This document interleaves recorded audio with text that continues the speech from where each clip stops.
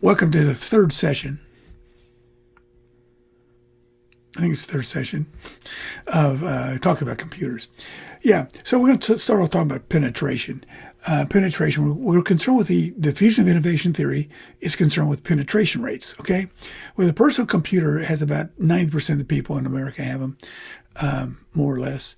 And it took the telephone 85 years to get there. It took the computers, if we go back to 75, 50 years to get to that penetration rate. So much faster.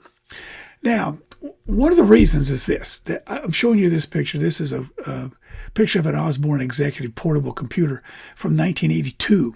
I actually had one of these from a different company. Same, looked just like this though, but mine was aqua. This is the Executive. It weighs 100 times as much as the iPhone, which is sitting there next to it. 500 times as large a volume and cost 10 times as much. And has 100th of the clock frequency of the iPhone. So it was expensive and it wasn't as fast, et cetera, et cetera. Technology caught up, so now the iPhone is what we have. Much faster than this. This guy was heavy. I was running through the Dallas airport one time with mine, and the strap broke.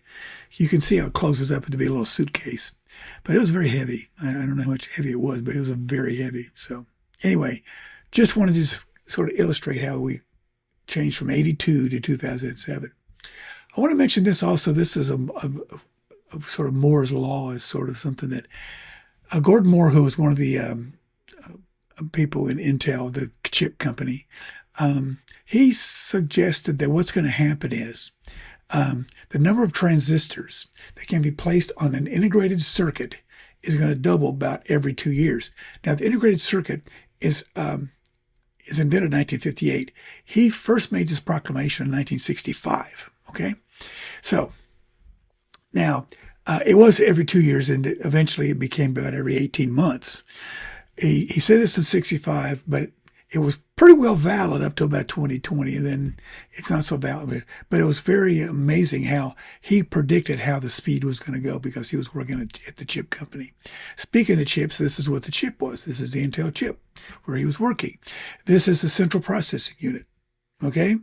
Now, you had 32-bit processors, which Microsoft stopped supporting, I should say, in 2024. Then you had the 64-bit, which Mac has been using for a long time. And most PCs now use this.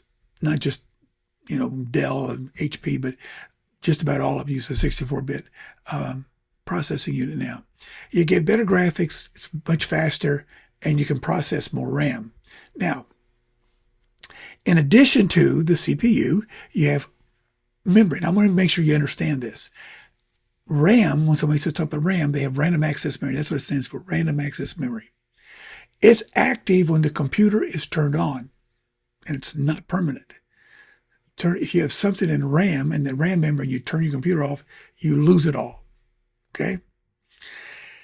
Now, we have this other kind of memory called storage memory, which I don't like that term, but that's what they use in the book. Permanent memory. But this is when you save it to a hard drive or, to a USB drive or wherever you save it to a cloud, some place where you save it where it's no longer just in memory, but it's also someplace else. Okay. Both of these are measured in megabytes, gigabytes, and terabytes. But when somebody says they have a computer with 200 gigabytes in memory, that's probably not accurate. Most of the time that it's going to come in 8 gigabytes, 16 gigabytes, 24 gigabytes, like that. If you have 200 gigabytes of memory, you got a lot of memory. But anyway, when they're talking about that, they're talking about the storage memory, which is their hard drive. This is the baby that makes it all work. This is the CPU. And the only way, if you put your computer together, your own computer, you buy the parts and you want to put it together, and I've done it several times, this is the one part you got to be real careful with. You got to make sure all those little things sticking up go in the right little slots. That's really about the only part you can screw up when you put one together, but it's a very important part. That's a CPU. Here's how it works. You see the CPU and the storage? Okay, they work together. The CPU, of course, is on the motherboard, just like everything's on the motherboard, okay? You have a graphics processing card, you have a power supply, and you have your RAM. It's all on the motherboard. And the motherboard connects your GPU, which is your graphics, to your CPU, to your RAM, to your power supply, okay? It all runs through the CPU. It all runs through the CPU, okay? Now, storage memories, a hard drive, floppy diskette, which we don't use anymore mostly, a zip diskette, which we don't use anymore, key drive, jump drive, flash drives, that's a USB drive, compact discs, CDs, and then, of course, DVDs. We can use all of these. These are all storage. For permanent storage. You save it on a DVD and it's there until you erase it or throw the DVD away, okay? Input devices, we have keyboard, mouse, microphone, scanner, camera, joystick, USB device. Here's an example of the input and the output sort of combined. We have certain things like a keyboard, joystick. Those are input devices. You've played video games, you use the joystick, that's an input, but you're telling your man on the screen what you want him to do. On the right, things like headphones and headsets and printers, plotters, inkjet computers, speakers, those are all output devices.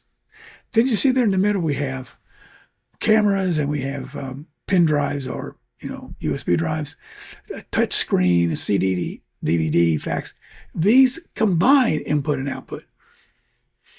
Okay, so they can do both depending on what command you give. So those are the main devices. This is a list of hardware, just so we're clear. Hardware, we have in our ecosystem, we have hardware. This is classic hardware, computers and laptops and printers and all these devices you see on the screen. Okay, now in the software, we must have an operating system.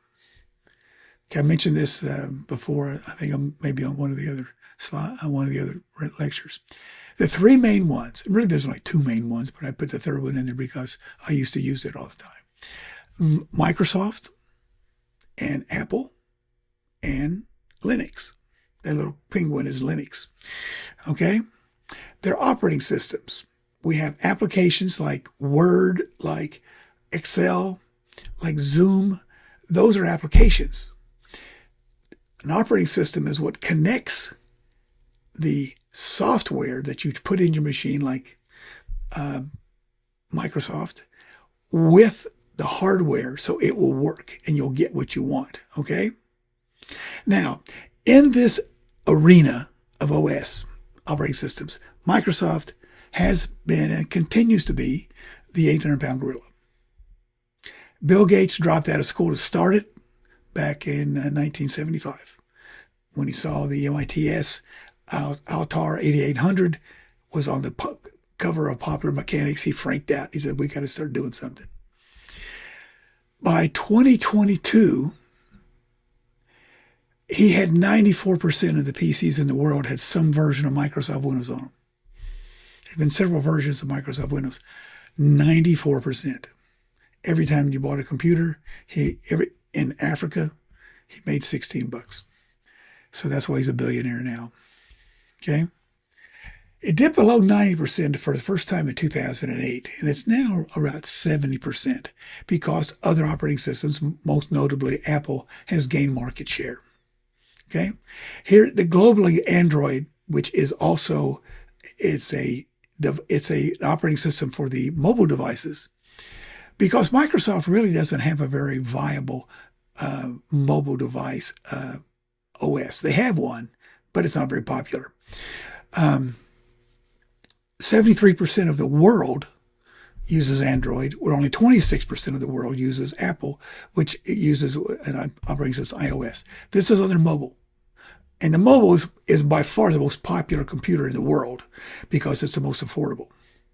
Many people never even had a desktop, never even thought about it. Now, in the United States, this is interesting. Apple, iOS, is 59% of the market, and Android has 41%.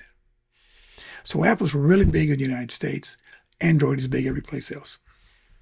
Now, I have this graphic here to show you what I'm talking about a while ago. You have your hardware, okay? Your CPU, and the disk, the mouse, the printer, all that kind of stuff. You have hooked up to your computer. Then you have your system software, okay? This is software built into your system that's going to be on everybody's computer. You're not going to erase it. You can't erase it. You can't get rid of it.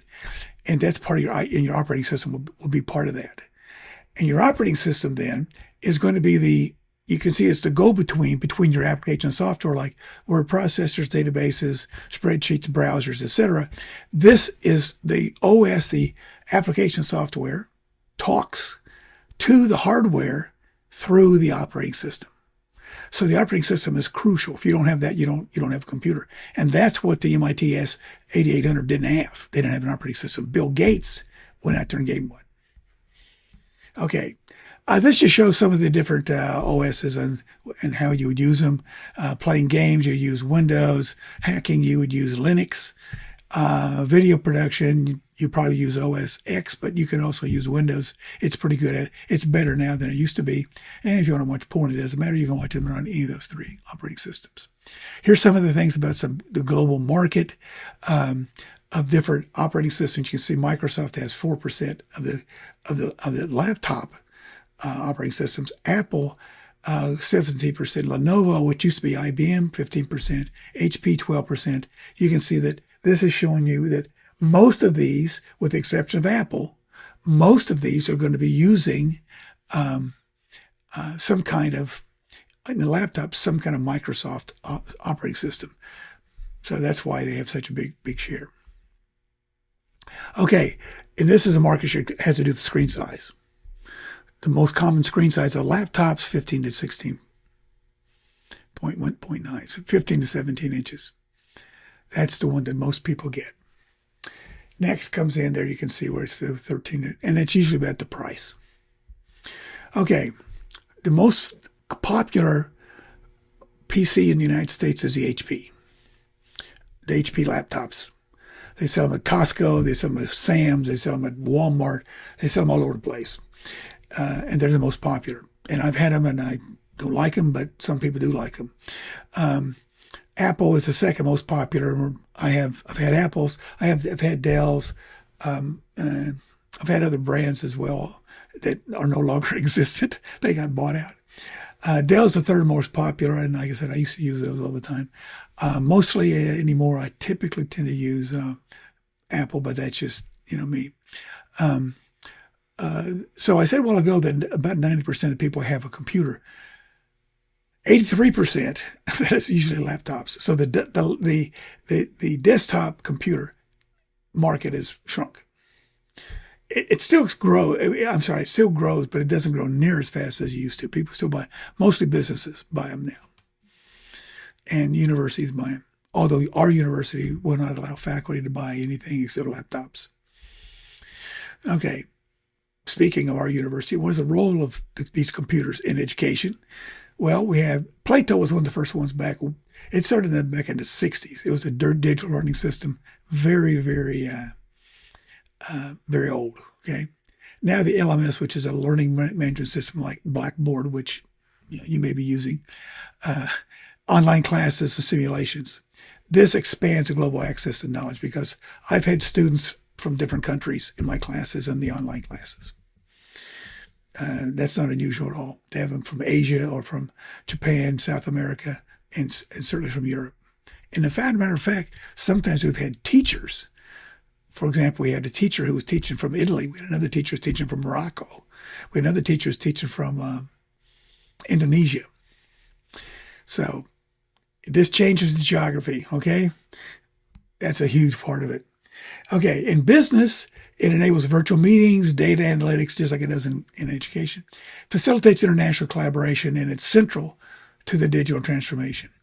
And that digital transformation, you can see here, these are, again, back, I got this out of order. This is talk about the tablets, which become more and more popular.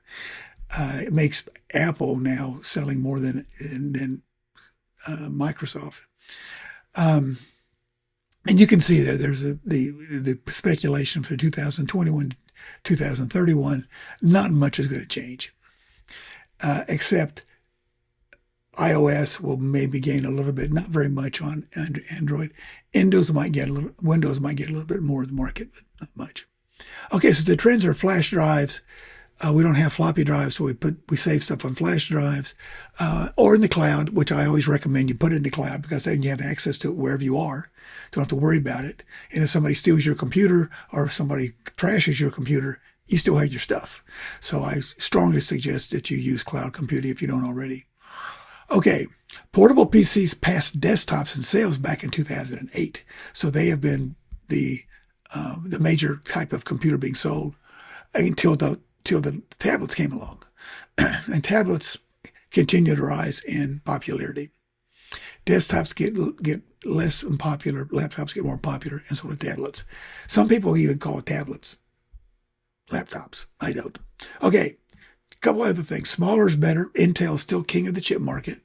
Tablets are changing what a computer is. Google is changing an OS market with Android. Software continues to be pirated. Convergence. That means we're going to get to do everything on our device, which is our phone for the most part. It's kind of stupid to call it a phone because it's really more like a mobile device, but we still call them phones. But you can see that it gets smaller and smaller and smaller. Intel is still running the show with the chips. Apple even started using Intel chips, which they didn't use for the longest time, using from another company. And like I just said, tablets you have to watch out for. And Google, which created Android, it's free. That's the thing about it. iOS is not free. You have to buy it. You buy it when you buy your computer. Android's free. Anybody can use it. Okay. Software is going to continue to be pirated forever, probably. Everybody steals software. But convergence is the key. Here's some of our communication challenges. The digital divide, which we've talked about, and I'm telling you, the digital divide just means that some people have access. Most of the people have money. People have the opportunity to go to school, and other people don't have access. And that creates a digital divide. The digital divide, it's just unequal access now. Not everybody has access to all the web stuff that you have access to because you have a computer. Privacy is a big deal. Misinformation online gets bigger and bigger all the time. And we have, as an individuals, cognitive overload, too much information, and screen fatigue. Stay so much long on the screen, it tires us out, makes everything blurry when we look away, etc. Those are some things we have to look at and be some of our challenges. So we conclude by saying from mainframes to mobile devices, computers have revolutionized communication. The future, faster, smarter, and immersive, more immersive, which we'll talk about more when we talk about AI. And computers remain the backbone of the digital interaction. Okay, so that takes us to an end to our discussion of personal computers. So I'll stop there.